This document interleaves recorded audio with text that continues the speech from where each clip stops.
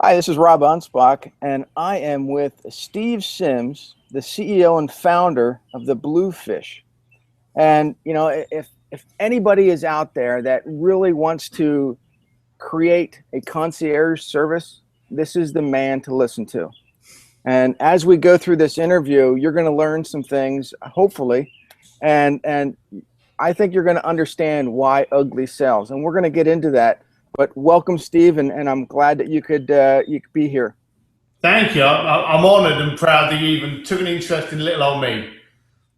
Now, why a concierge service? I mean, what's the big deal about that?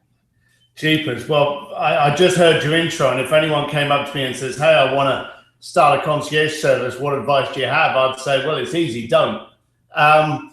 I never started to be a concierge. I'm an East London boy that was a doorman, tried to be a stockbroker. That failed badly. My only thing I'm qualified at is construction. I was a bricklayer in England. But for some reason, I started getting into parties, and I had a knack of just getting into things. And then people would go, "Oh, can you get me?" And I'd be like, "Yeah, all right, $100." And it was just so simple like that. And then I had this delusion that if I knew loads of rich people, a rich bank would take me on because they wanted to get to my clients. So I thought to myself, well, I'm not going to sell it for $100. I'm going to sell it for $1,000. So with just that mindset, this party's $1,000. If you want to be in the penthouse with a lot of hot women, great music, great drink, it's $1,000. And that's how it happened. And people were like, "Oh, I'm flying to New York. Do you know anyone in New York?" And I'd be like, "Of course I do." And of course I didn't.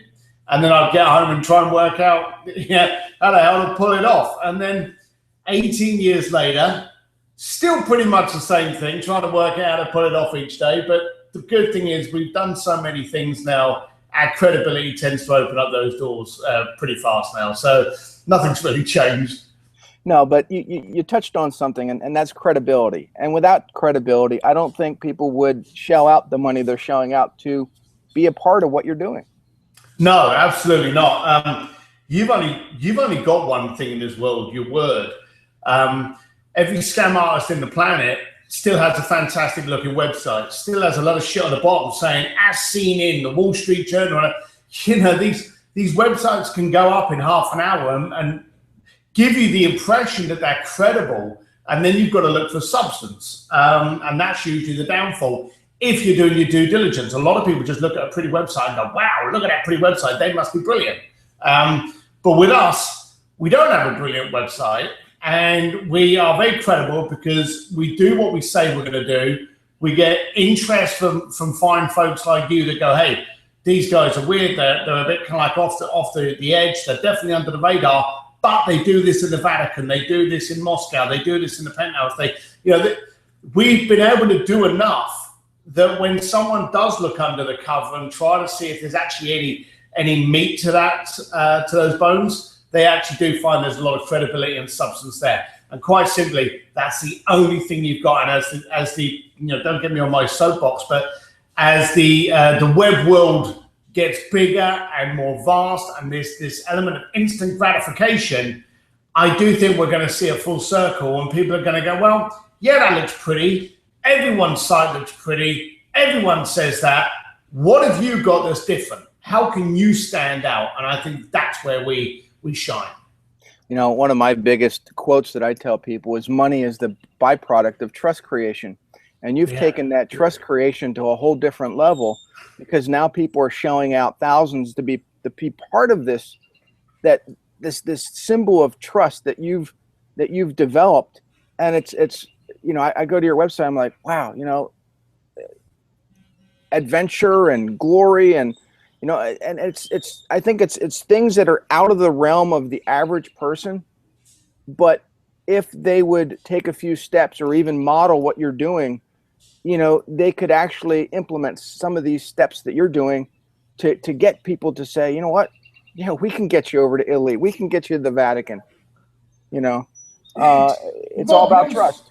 You're so accurate there, and I'm not overly educated. Everyone's figured that out from watching this already. But I just get it done. and I look for an angle to make sure it can be done, and I won't stop until it's done. And the second I've got one thing done, a big shock or surprise, it makes the next thing I try to do easier, and so on and so on. So when someone phones up and they say, hey, I want to get married in the Vatican, or I want Andrea Bocelli to sing at the feet of Michelangelo's David, or I want to take over the entire museum in Florence, because I've done other stuff, then this is just another one of those things you go, all right, how do we do that? And we go about it. Anybody out there listening can do what I do. Absolutely anybody can. The trouble is they acknowledge fear.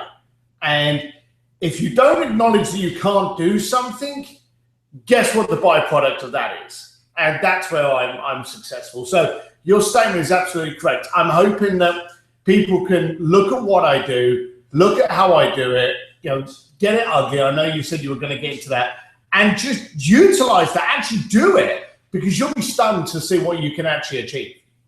My past is, I spent 20 years owning a carpet cleaning business, and we have a mutual friend, Joe Polish. Oh, yeah. I think for a lot of people, they get stuck in a mindset. I was stuck in that mindset for 20 years. Hey, I can only be a carpet cleaner. I can only be in this demographic. I can only be in this area. And I started writing books, and I started doing this, and I started telling people that I can do other things. And people are like, oh, okay, yeah. And I stepped out of that mindset and got into something bigger. And you touched on it. It's the fear. People just, they don't know how to expand their horizons. You're right. You've got to get out of the way of yourself. People are too driven as they grow up to fit in a box. What do you look like? What kind of music do you like? You can't say you like a certain artist. You got to say you like a genre of rock. Therefore, you've got to look like this. And we get too much control into following the pack. And if you're a carpet cleaner talking to a bricklayer, and there's everything that says, according to other people, that we shouldn't be having this conversation, okay? But we are having this conversation because we told ourselves we could have this conversation. And as you know, I've been following you for a while, and we've got Joe Polish, who's another misfit out there that's just turned around and gone, I can do this. And now he's a hugely successful dude at doing it. So you're right, get out the way of yourself, start believing you can achieve, whatever it is. Be stupid, just go out there and try and do something that frightens you, and you'll be amazed how far you can stretch. I see some of your pictures, and besides helping other people, you do a lot of things, I think personally to help yourself, de-stress. I mean, you go out there on your motorbike and you just go out and have an adventure. Yeah, I'm a great believer. Probably one of the only things I discovered years ago was I love doing what I'm doing. I haven't worked for about 12 years now. It's just been something that I absolutely am thrilled to be doing all the time. And I love making people happy, and I love seeing people smile. And I love the passion and the drug of adrenaline, seeing these people get wowed when they're achieving their bucket list, regardless of whether or not I particularly like that genre of whatever they're doing. Seeing them get what they wanted and having that bucket list ticked off, I get off on that. But I do believe that everybody needs a safe place.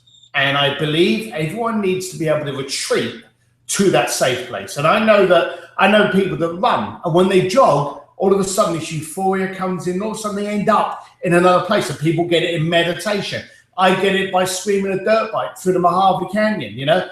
Everyone needs that safety place where they can just retreat to, regroup, lose themselves, and just try different things in their head, and just get a reset before they actually step back in. You can't, as we all know, give 100% of the time. So find those moments so you can just go, well, I'm going into my place. I'm just going to check out for like an hour, 2 hours. I'm going to read a book. I'm going to meditate. I'm going to paint a pot. I'm going to ride a motorcycle. I'm going to hang glide. I'm going to learn Korean. Whatever it is, just do something to get yourself away from where you are now. Because when you get back there, you'll be far, far better tuned to doing what you do. Now, is there any days that you regret the decisions that you've made to get to where you are now?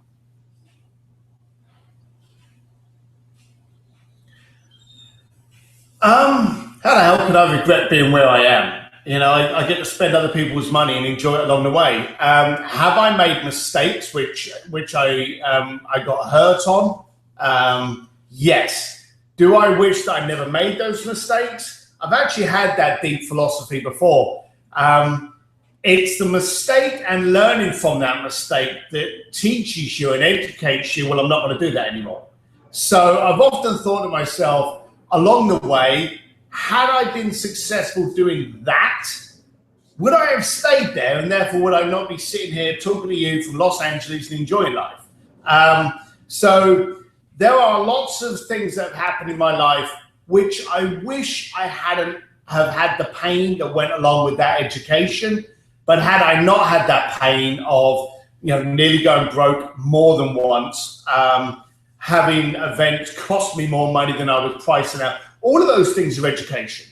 And so I think the word regret is a negative. I don't think you learn from a regret. I think you learn from an education. So have I made mistakes? Millions. Do I want to do them again? No. Will I do them again? Of course I will. You know, I'm bound to make mistakes. I'm the little guy that goes, well, what happens if I stick my finger in this socket? You know, I'm that kid, like most entrepreneurs out there. So yeah, I'm gonna screw up, fuck up on it on many, many days. I'm sure of it. Now, why LA? I mean, you could have chosen any place in the world. Why LA? I did. I got 3 kids. I got 1 Brit, 1 Swiss, and 1 American. I've been traveling around for years. I actually started off in Hong Kong, Thailand, Switzerland, London, Palm Beach, and I just love trying new things and experiencing new things. But as a core, you know, from the age of 14 years old in England, I've been riding motorcycles, and 48 years old, still riding motorcycles. So if you're a motorcyclist riding up Pacific Coast Highway or driving a dirt bike through Death Valley or something like that, California is the hub of motorcycling. So I'm here not because of the extensive culture in Los Angeles, of which there's zero. I'm here for the sunshine, the beach, and tacos. Yeah, in 2009, my wife and I celebrated our 20th anniversary in California. We started out in San Diego, drove up the coast to San Francisco, and we rode horses on the beach of Salina, and you know, took a boat tour in San Diego, and took the Alcatraz thing, and you know, it was just. But you know, LA to me was just a giant tourist trap that it didn't appeal to me. No, it's a very weird place. The funny thing is, I know very few people in Los Angeles. I know more people in the areas you've spoken about, San Francisco and San Diego, than I do here. And I'm happy for it to be that way. I'm not trying to like step on anyone in Los Angeles, but I'm not in the movie industry. I really don't care about your modeling activities. You know, I'm not that kind of guy that to waste my life with your bullshit. So Los Angeles being the capital of bullshit in the planet, I just tend to sit here up in my house, barbecue, and then ride out on my bike and ignore the planet. Or ignore LA, should I say. My wife's grandmother is from England, and you know, she's 98 years old, and she still talks like you do. I mean, it's just the accent and the in your face reality. And you know, it's refreshing because we don't do that here. You know, if we don't like something, we just turn around and walk away. And I'm like, what's that? Tell people how you feel. No, I'm afraid to talk. It's like, you know, whatever. You know, yeah. But you know, and I think that's the ugly part of humanity. And as we get into this ugly thing, and you know, you have this whole philosophy that ugly sells. Mm-hmm. And I mean, why? I mean, because we see everything that's in our culture and it's supposed to be beautiful this and model this and gorgeous this. But now you flipped it upside down and say, you know what? Screw all that. It's all ugly stuff. That's what people want. Yeah, you're damn right. You know, you go back to Picasso, Cindy Crawford, everything was beautiful because of its imperfections. And as we've got Photoshop and smartphones, you see a gorgeous woman, an absolutely drop-dead babe, And then what do the arseholes do with it? They Photoshop her so she's 3 foot taller. You know, it's just ridiculous. A guy goes up on a billboard and all of a sudden he's got, you know, not a 6-pack anymore, he's got a 12-pack. We're seeing things that are so manipulated that we don't trust them. And you pick up a magazine, you go flick, flick, flick, flick, flick, and you don't absorb anything. So I like the idea of keeping things refreshingly ugly. I handwrite letters. I grab my phone and I do little video messages. And I reach out to people in an ugly format because quite simply, you can acknowledge it's real. A computer and a fulfillment center would never send the shit out that I do, okay? I will find a book and I've got a pile, here you go, I've got a pile of books here that you know, my buddy Ryan Holiday and Kelly and Richard Tyler, they've all been sending me these books and I'll read them through and then I'll scribble a little note in here inside. I'll put it in brown wrapping, or another cool thing, Christmas wrappers. You know, put it in Christmas paper, because I got old Christmas paper, and I'll send it to someone, and they will open it. Now, the books haven't cost me anything, because, you know, luckily my boys have been sending me these, but when I send it to a client, they're going to be like, what'd you send me this book for? I read it, I thought you would, put a little note in there, and I put a little circle around an area that I liked. It's real. It's showing that you're committed to your client, and if you want to have a client, if you want to have a customer, send them spam emails and send them postcards once a year. If you want a client, if you want someone that knows that you're thinking of them, then think of them. Send them a note, do a little voicemail, pick the phone up, because emails, texts, SMS, messenger, tweet, twat, whatever, that shit ain't getting through because millions of other people are doing the exact same thing and we've become immune to it and we're desensitized on the thing. So get it raw, get it ugly, handwrite it, always keep a bunch of these Sharpies nearby. Don't use anything too pretty, just go, Rob, great chat today, loved it. I'll reach out to you in 2 weeks with a proposal. Stick that on a postcard, send it to someone. Send the proposal by email, but just show them you took those couple of seconds to do the other way. You know, in my book, Social Media Debunked, that I wrote in 2012, I have a whole chapter on handwriting notes. You know, perfect. And the busiest guy in the world, you know, the United States president, he handwrites notes all the time. Oh, yeah. You know? And, you know, if he has a chance, I mean, if he has the time to handwrite, then why can't we, sitting in our cubicles doing nothing all day, why can't we handwrite notes too? Well, it's not, here's the dumb thing, and there's 2 points on it. I've got on my desk, and I didn't know we were going to set this up, I've got this big, thick batch of postcards, and as you know, I did this thing in Florence, and I've had them turned into postcards, and I will literally just have them here so I can just scribble on them and post them out the same day. And funny enough, scribbling on a postcard or recording a little video message and emailing it or texting it to someone is faster than actually typing out an email, because you type it out, spell check, got to get some grammar in there. While I'm on the email, I better include this. You don't keep it short and to the point. And when you get these long emails, you don't read them because you're too busy reading all the other emails. It just doesn't make sense. You know, you're from across the pond now that you're living in the United States. How did that affect your language barrier? I mean, because over there in Britain and in Australia and in parts of Canada, they like to add U's to everything. You know, and when I'm SEOing a website, whether it be over there or in Australia, I'm like, well, shit, you guys spelled this wrong. And then they slap me because I spelled it wrong. And it's like, ugh. No, but that's good. It is funny you mentioned that, you know, harbor, color, solicitor, attorney. There's all these different words and terms that we have. As a British guy going over to Hong Kong, I was suddenly confronted with the British Australian. And then as I went down to Bangkok, I was actually confronted with Australian and American, and they were different. Okay, so by the time I got over here, I'd already had a bit of that experience. But you send someone an email or a letter and you've spent color, COLOUR,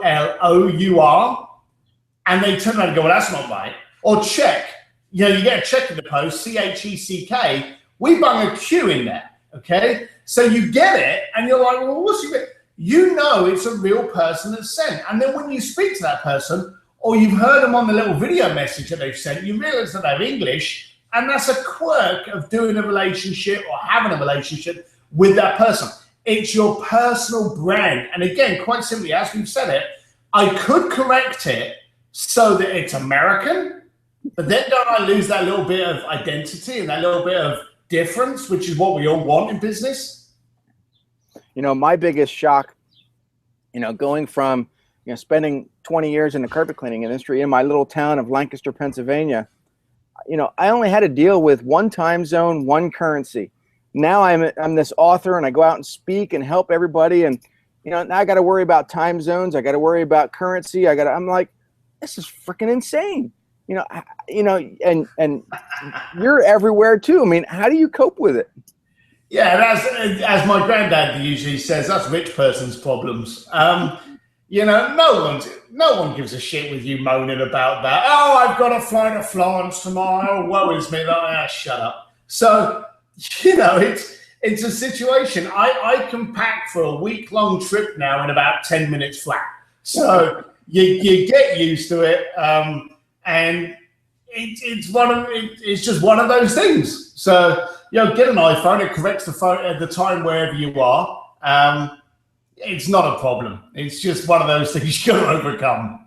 Yeah, I had, you know, when I first started consulting, I had a chick from Canada, and she says, "Well, how much do I owe you?" And I said, "You know, $1,500." And she says, "Okay." So she sends me 1,500 Canadian, and I'm like, "Well, I just screwed myself." Yep. And I always forget because I'm so used to U.S. dollars. You know, and it's like, oh, okay, well, you know, no, I'm going to pay you in U.S. dollars because, you know, I'm, you know, UK dollars. Yeah, no, I'm not paying you that. And it's like, wait a minute. So it's, you know, there's a lot of lessons that I have to learn now because I'm more accessible to people. Yeah, I've done it before. I've quoted people for an event and then realized, just like the Canadian US, that I've got it in the wrong currency, or I've quoted it in the wrong currency, or I didn't take into account the fluctuation, and I've been upside down for a couple of $1,000. Now, you're faced at that moment in time with two things. You either swallow it, or you go back to the client and go, I made a mistake, I did this, blah, blah, blah, for $2,000. You know, you may have just charged them $80-something thousand. You're now going to phone them up and bitch over $2,000. No, suck it up, eat it, and mark that down as your school fees. You've just been taught something. You know, what is the oddest thing that you've had to find for somebody? Snoodle. A Snoodle. That was, I'm not quite sure that's the oddest thing. You know, I've had some weird events and experiences I put together, but a client actually told me about a Snoodle. It's a dog that's got something in its fur that's hypoallergenic, that for their kids, you know, they could have these dogs and it would help them with the breathing. So, and they were from Mexico, and they wanted these two Snoodles, and Snoodles weren't raised in Mexico. So not only did we have to find who had these puppies available within the next 3 weeks, we also had to get them into Mexico. That was quite creative, shall we say. So importing two dogs into Mexico, it was a very strange experience. Wow. I mean, to me, I think, you know, I'm listening to your stories, and I remember a TV show called The Finder. I don't know if you've ever saw it before. No, but, I haven't heard that one. You know, he finds anything for a price. And you know, when I first heard about you, I'm thinking, wow, it kind of reminds me of something. What was it? And then I saw this TV show again, and I'm like, huh. Now, you know, he was a little uglier than you. I'll give him that. And you know, he didn't have your sense of humor. But, you know, it could have been you. It could have been played on a story based on you. But, you know, this one took place, I think, in Florida Keys. And it was I think a fun little, you know, Hollywood version show that didn't last too long, maybe one season. But you probably have these grandiose adventures, but at least to the people that are listening. But you've been doing it for so long that is it still fun? I mean, do you still find fun in it, or is it more of a, oh, it's just a job now? Right, well, before anyone listening to this hangs up on me, of course it's bloody fun.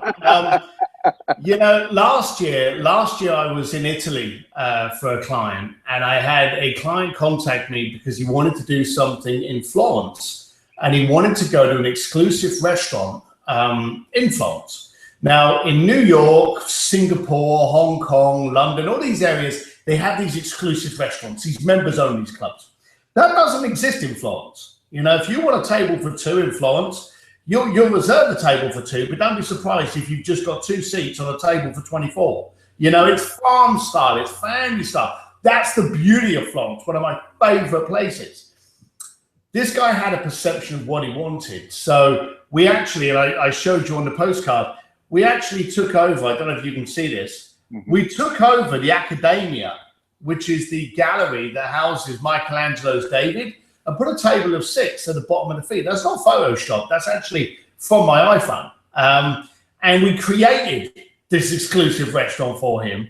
And then just to see how far we could push it, I reached out to Andrea Bocelli and got him to come in during dinner and actually sing for the clients. Now, I was sat there on the bench at the profile of David, and I'm sat there on this little plinth with Andrea Bocelli.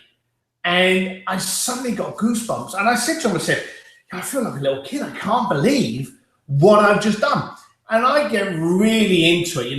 When you're trying to get the Accademia to open up, when you're trying to get the food to be in there, when you want to make sure security's there, you want to make sure there's security outside ghosting, just in case anyone tries to burst it. When you're trying to do all those logistics, you're in the moment, okay? And you're just focused. You don't care if it's the Accademia, if it's the White House, if it's your kid's 12th birthday party. You're in the moment to get it planned properly. When it starts to all come together and everything's done and you're just waiting for the event to actually happen, that's when it all suddenly hits you and you go, shit, look at where I am. Look at what I've done. And no, I get off on that. It's what rouses me on time and time again. And it's my drug of choice. I just want to do it again. You come out of that moment, seeing the clients. I told my client I had this local entertainer that I heard was pretty good, who was going to serenade and join dinner. And the client was like, okay. And I walked in with Andrea Bocelli. And the faces were like, and that kind of moment. Now, that was obviously a big, expensive one. But those kind of moments when they just go, that's what I live for. And it doesn't have to be expensive. We've done amazing things. We had a client a while ago. He always went out with big restaurants, big over-the-top weekends, wanted to do something for his girlfriend that was just really cool, really special, showed he cared. And he had been with her and they'd known each other for a long time from school, stuff like that. We set up a picnic. And we got some people just to save the space, put it all laid out, have some drink, had some little sandwiches and some crisps. And, I think this entire picnic maybe cost us, I don't know, $30 with the wine, the champagne, maybe 150. But instead of taking her to a fine restaurant for lunch, took her up this hill. There's a picnic laid out with a little radio playing their favorite tunes. And that was really cheap and cheerful. But the thought was there. And she was like, because she'd always been used to going to a restaurant, sitting down, having people say, and so it's the attention to detail, it's the thought that gets the wow, not the price tag. Yeah, but there's got to be some wows that you just want to smack somebody too, because, I at least coming from my perspective, I have clients that sometimes I just want to say, what the hell were you thinking? Get away from me. I don't want to deal with you. And it's not to say that they're not pleasant people, but they're just not the right fit for me. So, how do you tell somebody that has money that says, what, you're just not right, go away? Well, as you mentioned at the beginning, the Bluefish has a application process. If you go to thebluefish.com, you'll find out there's no way you can phone us. There's no phone numbers on, there's no email. You have to apply for membership. That application then gets 2 interviews from 2 of our people within the group. We call them hosts. Once we've decided that you're the right fit, then we accept your application and we charge you $5,000 to become a member. So during that process, we can determine, well, you're not really the kind of right fit, and hey, thank you very much. May I suggest these companies? Or sometimes we'll just go, look, we're not that kind of group. We're not going to be working for you. So thanks a lot for your time, but adios, we're out. So we just think that it's best to be blunt rather than trying to grab someone's $5,000 and have a year of pain dealing with this major a-hole. So we would rather at the beginning go, it ain't going to work. I'm going to save you $5,000. I'm going to save you your time. We're going to move on. Thank you. And as you said, you've got to really try and deal with clients that you like, and more importantly, that like you. Because if you can resonate with your client, then it can go on forever. If you can't resonate, then they become a customer. And I don't want customers. I want clients. I want relationships. I want family. I want to walk down the street, see my clients all around here and go, hey, let's get to a bar and tell dirty jokes. Let's go and have some fun. And if I don't want to have fun with all of my clients, and I've got clients from all over the planet, totally different social status, from royalty, celebrities, to just damn right cool people. But every single one of them carries the same thing. They're self-made, they're very open-minded, they trust us, and we love them. Simple as that. And if we don't love them, we ain't got to take them on as a client. Now, how do you some of your mates from overseas in your bricklaying industry, how do they take to your newfound fortune? That's the problem with growth, isn't it? Any form of growth, whether it be financial or just, spiritual, home, whatever. There have been friends that have rejected and just gone, Sims is a snob, I want nothing to do with him. There's jealousy that's crept in. And I have a couple of boys out there that are just solid and really couldn't give a shit what I'm doing with my life. They still treat me like the arsehole that I am. Big shout out to Colin. So I love that. I love it that I've still got a core group of people that call it as it is, call me out when I'm being a prick. And those are the people that you want to hang around with. The fair weather ones to get jealous. I can't help your jealousy. I'm not going to pay you bar tab all the time. Move on. But it happens. It happens. And you've got to be prepared for that. You've got to be prepared for that. Now, how do you split, the time between your clients and your family, your kids? There's been times where I've got it wrong. But I think for me, what helped was actually scheduling, and it felt awkward at first. But I schedule time for everything. So this Wednesday between 9 and 1, I'm loading the dirt bike up and I'm hitting the desert. I'm just going to go out for about 4 hours on my own in the desert. It's scheduled in my diary because I'll schedule a meeting for a $1 million phone call. I'll schedule a meeting for a dentist. I'll schedule a meeting to pick the kids up from soccer camp, but I don't schedule a meeting for me. That's ironic. It didn't make sense to me. So I schedule my time. I also schedule a lunch with my wife. I schedule a Saturday morning that I'm just going to take the kids and go to the mall. I schedule it so that nothing else can get in the way because I prioritize that's that time.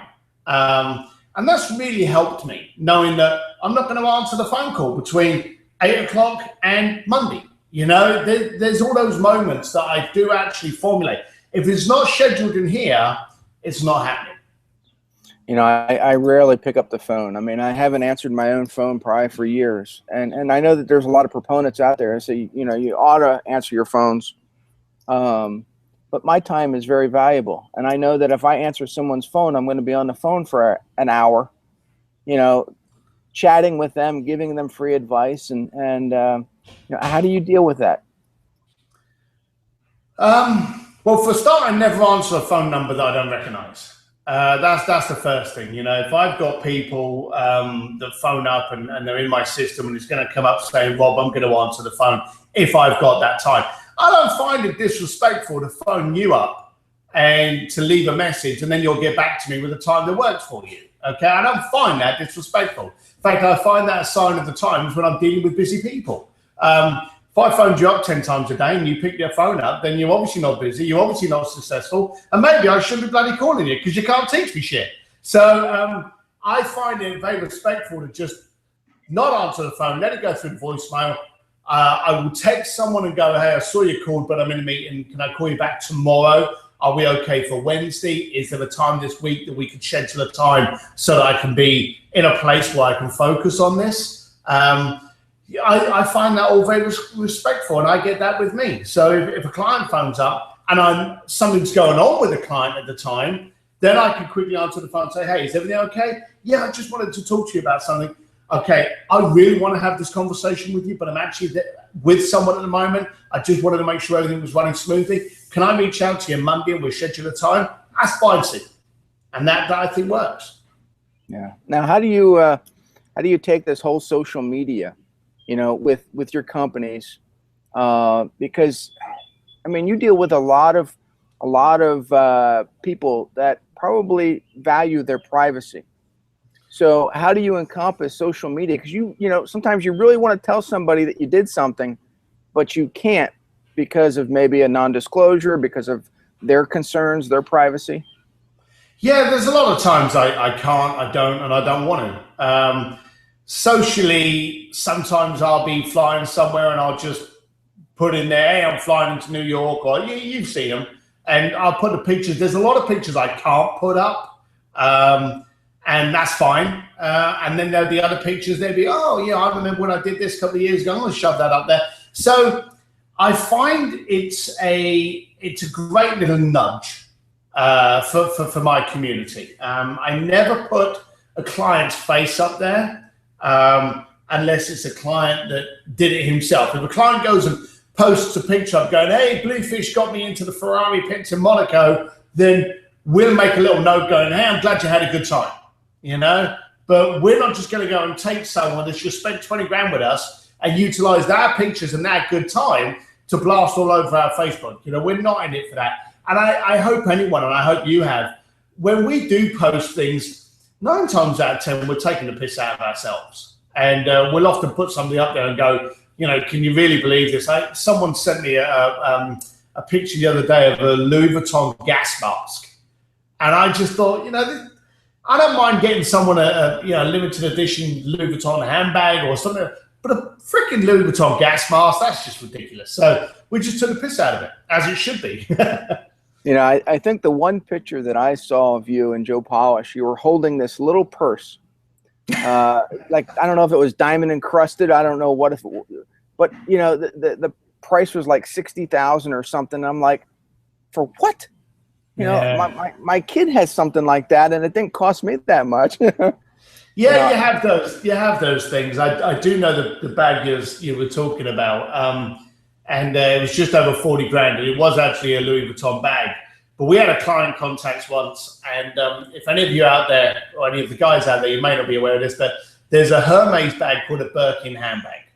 And these guys are probably the champions at marketing, because you've got to have been a good client, like 100 to 150 grand per year for 2 years before you can go on the list to buy a Birkin handbag.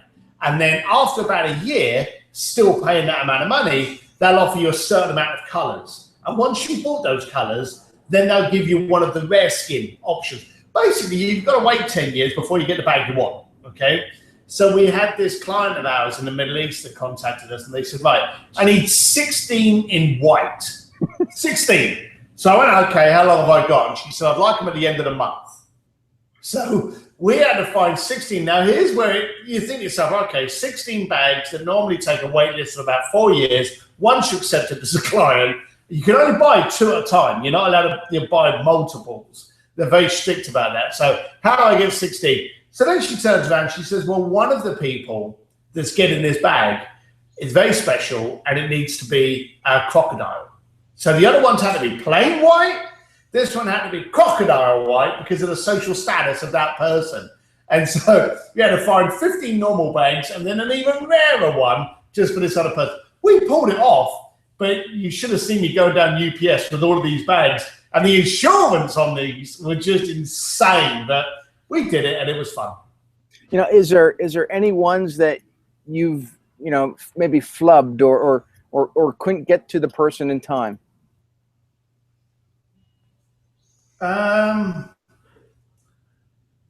Arrogantly, no. we've pulled off everything that's been requested because at the time of the request, we either know what our shots are or who's in a, you speak to people long enough, and as they start talking, you go, Ernie could help me there. Roger could probably be that person. So you're kind of planning it out in your head about what could be possible. There was an instant hang up. I had a client contact the office, one of the team put them through to me. I'm lucky, I get all the really sexy stuff. We do travel and jet charters, and we do all of that kind of concierge stuff. What we're most famous for is the ridiculous stuff, and that's the stuff I work on. So one of my team contacted me and said, look, I've got a guy who wants to speak to you. So I spoke to him. He's like, I want to be a member. And I want to pay the membership. I want to get on. And it wasn't right. And I was like, well, why? Tell me, what can we do for you? What can we do to make you more interesting? How can we help you? What can we make your cocktail stories better? And the guy turned to me and he said, I want to detonate a nuclear warhead. That's what he wanted to do. He said, I want to push the button on the most powerful thing in the planet. And we just said, right for us. All right, have a great day. And he wanted to pay more money, he wanted to pay a retainer. We were like, thank you very much.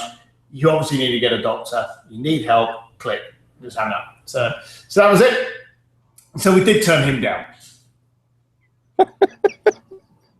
I can just imagine. Yeah.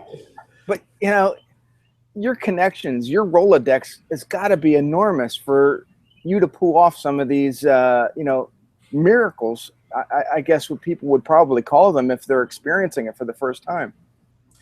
Yeah, I've got to admit, I flicked through my phone and stuff, and I looked through my diary and my contacts and everything, and then I'll stumble on something. I go, bloody hell, I've got that home number, and I've got the American Express black card, and some people have got that social security number for security clearance. I'm like, jeepers, they trust this bricklayer from East London. Oh, so it does actually kind of make you giggle there. A lot of the time, when people ask me for something, I don't know the person that they want me to reach out to. But I know someone in that circle, in that world, in that genre that I've either had work with, come across, got a relationship, who knows them. So the whole 6 degrees, I can reach out to them and I go, look, do you know so-and-so? Great. Do me a favor, just contact them. Let them know that this weird fella from England is going to phone up. He's got this idea, but you can actually tell him that he's real, he comes through, and he pays. And so then I phoned up people, and I phoned up people before to get a long conversation along the lines of click. And then when I do that phone call, then I get them going, oh, you're Sims. Yeah, I heard about you. You want to do what? Okay, now let's see. And it's come through a reputable, credible source, and therefore it's opened that door. And then the next time I want something, I may actually phone them up, and I'll go, hey, do you remember you had that kind of weird reaction with me when we first started? Do me a favor, phone up Johnny and tell him I need his elephant for the weekend, and they'll make that phone call. Man, the stories, are incredible. And maybe, I don't know if you have a book coming out, but you go from nuclear bombs to elephants to handbags to, the list never ends. Is there any one particular one that just comes out and says, you know what, this is the one I'm going to remember the rest of my life? Yeah, and that's the next one. I never know what my email is gonna tell me tomorrow, and that's one of the things. I get up in the morning, hug my beautiful wife, come out, get the coffee, push the phone, and just see, first of all, do I have any alerts or anything like that on the front screen? And then I start going through the emails to just look for that little nugget of arousal that just goes, oh, bloody hell. All right, now we're going to have some fun with that. So you honestly have no idea of the kind of things that are just going to pop up. Some of them you just go, no. And you do get requests that sometimes you just feel are just insane from people that you think need help. And you just tend to walk away from those ones. But it's just very interesting. So, I've got the Bocellis, I've got the Formula Ones. Depending on who I'm talking with and what they like, I've probably got a pile of annoying stories. But the ones that stick in my mind are just, I suppose the most recent ones are the Bocelli and the Vatican and all the work I did in Italy last year. And it was just weird and wacky things. And this year, did all the award season, got some brilliant events going on for this year. So who knows what my stories would be like at the end of this year. You know, I think you have the perfect job. I mean, you're like the poster boy for ADD for rich people. I mean, you're bouncing everywhere. And I mean, what's your favorite place on this entire globe? I mean, because you've probably been everywhere. Oh, it's easy. It's my back garden with my barbecue, my dogs, and my family. Sounds a boring answer, but it is absolutely square on. You know, where's my favorite place to travel to? My back garden with my barbecue, my dogs, and my family. Do I like traveling? Yes, sometimes it gets too much, but again, no one's going to bloody listen to me. You know, when I've got to shoot off to the Bali or shoot into Poland or St. Petersburg. But, you know, there's different things. I've got my favorite restaurants in Florence. I've got my favorite cocktail bar in London. So I know all of these places, which when I go to somewhere, I know I can feel at home in these kind of locations. And I love to travel and experience these cultures, these perceptions, these difference of opinions from different places in the world. I absolutely adore it, but there's no place like home. Well, no place like LA, right? No place like home.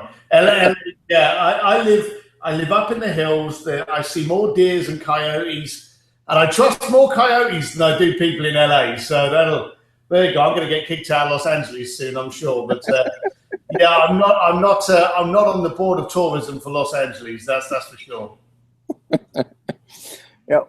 You know, we're running out of time. We probably have a few more minutes, but what's one thing that you would tell somebody, you know, above and beyond anything that you've already shared here? What's one thing that you would tell an entrepreneur to do to make them more successful?